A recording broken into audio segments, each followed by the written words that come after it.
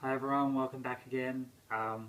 Just going to touch on the last part of the exposure triangle today, and that is ISO. So we've already gone through shutter speed and how that affects the light within your photo.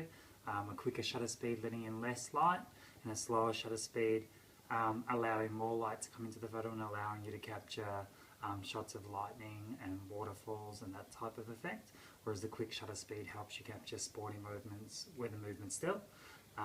We've gone through aperture, so also called f-stop, which helps with your depth of field. The lower number being the more open aperture, giving you a shorter depth of field, and the higher number being the opposite. Now the last part of the triangle is ISO. So ISO stands for image standardization optimization, I think, but it doesn't really matter what it stands for. The numbers that work with your ISO, it starts at 100. Some cameras go down to 50, but we'll say 100, 200, 300, etc. I think all the way up to some cameras go up to 1600 and others go even higher. Now the idea with the ISO is that if you were to think of this as a scale for light, if you have your shutter speed set at a certain degree and your aperture and your exposure meter is still sitting below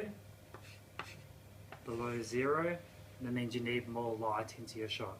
Now if you can't find it between your shutter speed and your aperture, that's where you'll need to move your ISO numbers up, allowing more light to come through the camera. The thing that happens when you move your ISO numbers up is that the higher the numbers get, the more noise there is in your shot. When we talk about noise, that's pixelation. So you lose your color vibrance and you have more pixelations appearing in your shots. Might not be a bad thing if you're compressing them heavily and using them on Facebook and those kind of things, but if you're looking to print a shot and you shoot it in, say, ISO 800 on a cheaper camera, you're not going to get the best image quality. It'll have a lot of noise to it.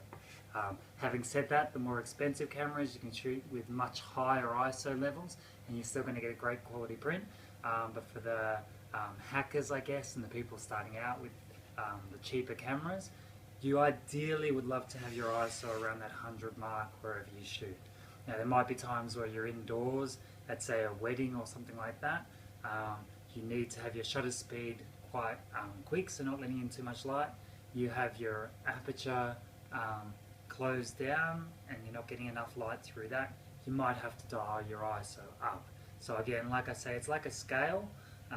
You're really using the first two to get your main balance, but sometimes you'll have to lift some things in for your ISO and move your ISO number up.